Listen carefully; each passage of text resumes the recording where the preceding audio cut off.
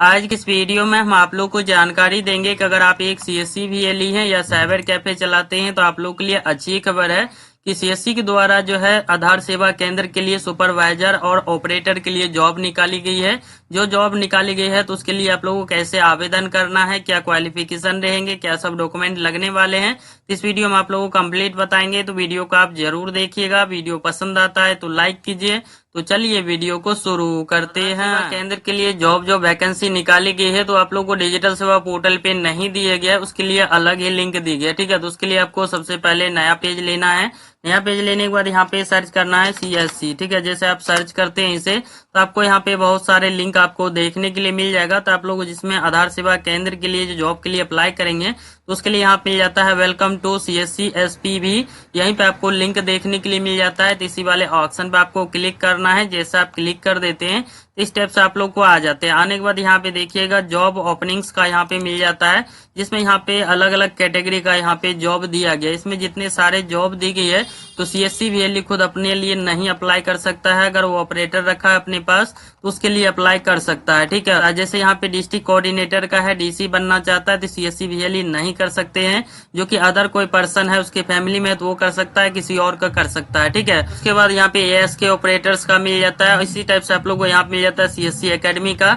यहाँ पे जॉब जो अवेलेबल है तो सीएससी एकेडमी में भी जॉब ले सकता है। उसी टाइप से आप लोग यहाँ पे बहुत सारे ऑप्शन दिया गया है। ठीक है, जिसमें अवेलेबल रहेगा जॉब उसी में आप यहाँ पे अप्लाई कर पाएंगे। जैसे यहाँ पे साइबर सिक्योरिटी का भी दिया गया है, तो हम यहाँ पे आप लोगों को दिखा दे रहा हूँ आधार सेवा केंद्र के लिए जॉब जो है उसके लिए कैसे अप्लाई करना है। इसके लिए यहाँ मिल जाता है आस्क ऑपरेटर्स का ऑप्शन। तो आईएएस के मतलब हो जाता है आधार सेवा केंद्र। ठीक है, एसी का शॉर्टकट नाम यहाँ पे एएसके दिया गया। ठीक है, उसके बाद यहाँ पे व्यू जॉब्स का मिल जाता है, तो इस पे आपको क्लिक करना है। जैसे ही क्लिक कर देते हैं तो यहाँ पे आप लोगों को सभी स्टेट अनुसार यहाँ पे देखने के लिए मिल जाएगा। जितने भी स्टेट रहता है, जैसे मान लीजिए यहाँ पे बिहार का है तो बिहार के ऊपर आप लोगों को देखने के लिए मिल गया है। फिर यहाँ पे पंजाब का है तो पंजाब का देखने मिल जाएगा।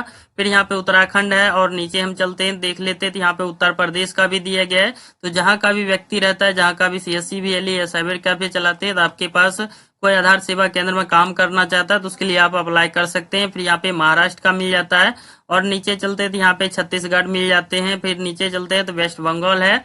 उसके बाद यहाँ पे गुजरात है, गुजरात दिया गया है। फिर यहाँ पे उत्तर प्रदेश का अलग अलग यहाँ पे दिया गया। ठीक है, तो आप यहाँ पे देख लीजिएगा। कस्टमर आपके पास आता है जिस भी जॉब के लिए तो वो यहाँ से अप्लाई कर सकते हैं। तो मैं बिहार का हूँ तो बिहार का आप लोग को दिखा दे रहा हूँ। तो ऊपर हम यहाँ पे चलते हैं तो ऊपर यहाँ पे कोई सा भी क्लिक करेंगे तो सेम आप लोग वही दिखाए जाएंगे। जैसे यहाँ पे एनओसी वैकेंसी यहाँ पे 2 दिखाया जा रहा है, तो यहाँ पे 2 ही वैकेंसी नहीं है, ज्यादा है। ठीक है, दिखा दे रहा हूँ कैसे। उसके बाद यहाँ पे देखिएगा पब्लिश डेट जो ये की गई है 2/4/2026 में, ये जो कि चालू की गई है। इसका लास्ट डेट जो है 20/5/2026 तक, यानी कि अभी 1.5 महीने का आसपास टाइम बचा हुआ, तो इसके अंदर आप अप्लाई कर सकते हैं। फिर यहाँ पे मिल जाता है नो अप्लाई का ऑप्शन। इस वाले ऑप्शन पे क्लिक करते हैं। जैसे ही क्लिक करते हैं तो यहाँ पे फॉलोइंग बताए गए किस तरह से आप लोगों को जॉब मिलेंगे। जैसे यहाँ पे पोस्ट नाम में दिया गया है आधार सुपरवाइजर या ऑपरेटर डिस्ट्रिक्ट लेवल पे ये वर्क होगा। ठीक है, यहाँ पे ये क्लियर बताया गया। ठीक है, उसके बाद यहाँ पे स्टेट अनुसार यहाँ पे देखिएगा वैकेंसी जो दिया गया है। यहाँ पे बेगूसराय में 1 वैकेंसी है, पटना में 2 है, उसके बाद यहाँ पे भोजपुर में 1 है, दरभंगा में 1 है, गया में 1 है। इसी टाइप से यहाँ पे आप लोगों को सारे देखने के लिए मिल जाता है। ठीक है, और यहाँ पे स्टेट बिहार हमारा है, आपका स्टेट अनुसार से देख लीजिएगा तो यहाँ पे सभी आपको दिखाए जाएंगे। ठीक है, उसके बाद यहाँ पे मिनिमम एजुकेशन क्वालिफिकेशन, यहाँ पे एक्सपीरियंस जो मांगे गए तो यहाँ पे बताए गए। जैसे आप लोग आधार सेवा के बारे में तो आप लोग क्लियर बता चुका हूँ कि आधार सेवा में ही जॉब लगेंगे जहाँ उसका सेंटर रहता है। ठीक है, वही यहाँ पे पोस्ट नाम दिया गया। उसके बाद यहाँ पे एलिजिबिलिटी क्राइटेरिया जो यहाँ पे दी गई है कि 18 साल से प्लस एज होना चाहिए जिसका आप अप्लाई करेंगे। उसके बाद यहाँ बताया गया 12th पास होना चाहिए। ठीक है, होना चाहिए। अगर 12th पास नहीं है, मैट्रिकुलेशन या मैट्रिक पास किए हैं तो 2 साल का आईटीआई का उसके पास कोर्स होना चाहिए। उसके बाद यहाँ पे मैट्रिकुलेशन यानी कि मैट्रिक पास किए हैं तो 3 साल के यहाँ पे डिप्लोमा कोर्स होना चाहिए। ठीक है, उसके बाद यहाँ पे आपके पास ऑपरेटर रिलेटेड स्किल्स आपके पास होनी चाहिए, ये बताया गया। ठीक है, फिर नीचे आते हैं तो यहाँ पे जैसे टर्म एंड कंडीशन जो दिया गया है उसके बाद यहाँ पे दिया गया है you can take Aadhaar supervisor exam through this link. तो यहाँ पे बताया गया इसलिए इस लिंक के अनुसार जो कि उसको एग्जाम दिया हुआ रहना चाहिए, जो उसके पास सुपरवाइजर सर्टिफिकेट या ऑपरेटर सर्टिफिकेट है। तो ठीक है, उसके बाद यहाँ बताया गया जो आपके पास सर्टिफिकेट है जो अप्लाई किए हैं तो वो जो कि ऑथराइज होना चाहिए। फिर यहाँ बताया गया आधार एलएमएस सर्टिफिकेट आपके पास होना चाहिए, वो जो कि ऑनलाइन आप कर सकते हैं। उसके लिए लिंक यहाँ पे दी गई है e-learning uid.gov.in करके, तो इस पे क्लिक करेंगे तो यहाँ पे आप लोग लर्निंग दिया जाता है। तो उसको आप लोगों को पीडीएफ फाइल में रहते हैं, वीडियो रहता है, उस सब देख के आप कंप्लीट करके इसका आप सर्टिफिकेट ले सकते हैं। फिर यहाँ पे जो आप लोगों को चौथे नंबर में बताया गया, जो आप लोगों को पहले ही बता चुका हूँ कि VLE are not eligible to apply for this position, यानी कि आधार सेवा केंद्र के लिए जॉब के लिए जो है CSC VLE जो है उसके लिए आवेदन नहीं कर सकता, वो अपनी फैमिली में कर सकता है या किसी और व्यक्ति का कर सकता है। ठीक है, उसके बाद यहाँ से अप्लाई वाले ऑप्शन पे हम क्लिक कर देते हैं। जैसे आप अप्लाई वाले ऑप्शन पे क्लिक करेंगे तो इस टाइप से आप लोग को आ जाते हैं। कस्टमर का आप आवेदन कर रहे हैं तो उसका फुल नाम यहाँ पे फिल करेंगे, जो मोबाइल नंबर रहता है तो यहाँ पे फिल करना है, फिर यहाँ पे जो ईमेल आईडी रहेगा तो यहाँ पे डालना है, जो सभी रहता है सभी आपको करेक्ट डालना है। गलत डालते हैं तो फिर आप लोग आगे चल के प्रॉब्लम हो सकता है। जो भी पैन कार्ड नंबर रहता है तो यहाँ पे फिल करेंगे, फिर यहाँ पे डेट ऑफ बर्थ पूछे जाते हैं तो इस पे क्लिक करेंगे तो कैलेंडर हिसाब से यहाँ पे आ जाते हैं, तो यहाँ से आप ईयर भी चेंज कर सकते हैं, तो यहाँ पे डेट ऑफ बर्थ सेलेक्ट कर लेंगे। ठीक है, उसके बाद यहाँ पूछेगा स्टेट अप्लाई फॉर मिल जाता है, तो इस पे क्लिक करेंगे तो कौन सा स्टेट में आप जॉब करना चाहते हैं तो वह स्टेट सेलेक्ट करेंगे।